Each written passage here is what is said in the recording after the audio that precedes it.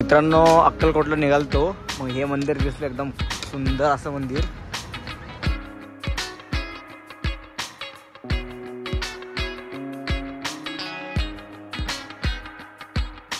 आणि त्यावेळेस काय गेम झाला ते वस्त्र बघायला गेल्यानंतर एक गेम झाला मित्रांनो आमच्यासोबत। गुड मॉर्निंग मित्रांनो, जय शिवराय। सकाळची सुरुवात झाली आहे, आंघोळ वगैरे करून रेडी होतो आपण।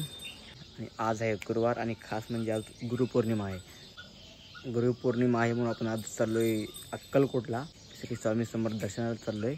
तर चला तुम्ही पण घ्या दर्शन स्वामी समर्थांचं। आज खूप गर्दी असणार, तरी पण दर्शन घेऊन येऊ आपण। मित्रांनो अक्कलकोटला निघालतो। मग हे मंदिर दिसलं एकदम सुंदर असं मंदिर, गेनसिद्ध मंदिर कुंभारी। एवढं मस्त मंदिर आहे। अक्कलकोटला जाताना 100% इथं येऊनच जावा, किंवा जाताना दर्शन करून अक्कलकोटला जाताना येऊन जावा।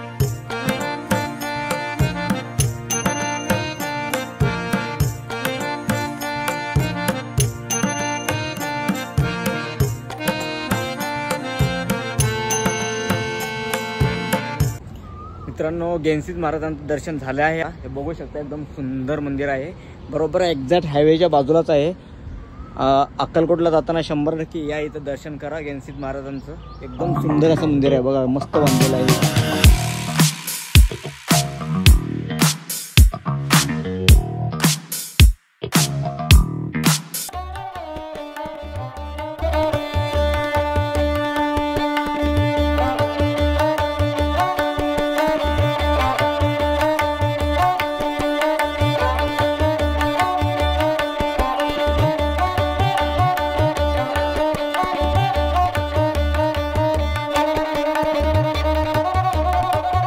दर्शन झालं आपलं, आलोय बाहेर आपण। एवढी खूप गर्दी म्हणजे खूप गर्दी आहे।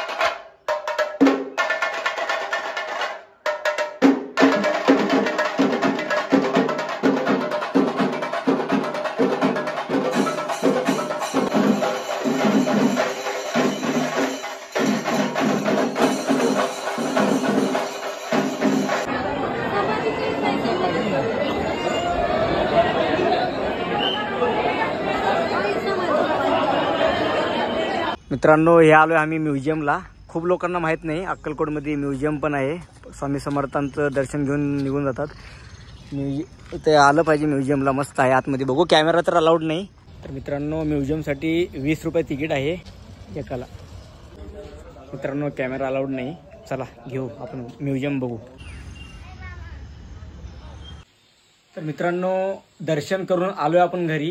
स्वामींचं दर्शन केल्यानंतर आम्ही म्युझियम बघितलं, कारण माहित नव्हतं म्युझियम होतं तिथं। नंतर आमच्या मित्रांनी सांगितलं की म्युझियम पण बघायसारखं आहे, नक्की बघा। तर लय लोकांना माहित नाही की तिथं म्युझियम आहे ते। अक्कलकोटमध्ये गेल्यानंतर स्वामींचं दर्शन केल्यानंतर म्युझियम पण गुगलला टाका, म्युझियम पण बघा। म्युझियम बघणं झाल्यानंतर आम्ही गेलो स्वामींच्या मठाकडे गेलो। स्वामींचं मठाचं दर्शन घेतलं, स्वामींचे वस्त्र होते ते बघितले आम्ही। आणि त्यावेळेस काय गेम झाला ते वस्त्र बघायला गेल्यानंतर एक गेम झाला मित्रांनो आमच्यासोबत। पण आता सांगणार नव्हतो, पण जाऊ दे सांगून देतो की आपले शूज बाहेर होते। तिथं कोणता स्टँड नव्हता ठेवायला। लोक जिथे चप्पल शूज ठेवले होते तिथं शूज ठेवले, जरा आतमध्ये ठेवले होते मी, जरा असे म्हणजे कोणाला दिसू नये तसं ठेवले होते। मग त्याच्यामध्ये असं विषय झाला की आपण एक 15 ते 20 मिनिटांमध्ये येणार होतो बाहेर, पण मध्ये गेल्यानंतर आरती चालू झाली स्वामींच्या मठामध्ये। त्यामुळे आम्हाला 1 तास लागला बाहेर यायला। 1 तासानंतर बाहेर आल्यानंतर बघतो तर शूज गायब। आणि असं पण नाही, नायकीचे शूज होते, आपण खास ग्राउंडची प्रॅक्टिस करण्यासाठी शूज आणले होते आणि ते शूज होते 6400 रुपयाचे. तर जाऊ द्या म्हणलं, आता काय जे नशिबात लिहिलं असतं ते होतंच, काय पण करा तुम्ही. ते आज ना उद्या गेलेच असते काय ना काय शूज जायचं असले तर. जाऊ द्या म्हणले, ते आत्ता येऊन फ्रेश वगैरे होऊन तुम्हाला सांगितलं की सांगावं म्हटलं, शेअर करावं म्हटलं की मित्रांनो आता इथून पुढं मला कळालं की मंदिरात जाताना शूज चप्पल महाग न्यायचंच नाही. 100 नाही तर 200 रुपयाचे स्लीपर न्यायचे बास, काय वाटत नाही. पण 6000चे शूज गेले आणि ते पण 3 महिन्यामध्ये. आता ग्राउंड होईल आता पोलीस भरतीचं आणि तोंडावर भरती आली, शूज नाहीत माझ्याकडं. बघू आता करू काहीतरी. आता घरचे तर अजून घरी सांगितलो नाही, फायरिंगच आहे आज संध्याकाळी. तर चला.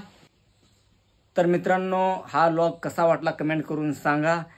नवीन असला तर सबस्क्राईब करा, लाईक करा मित्रांनो. असंच मराठी माणसाला सपोर्ट करा. तर बाय, जय शिवराय.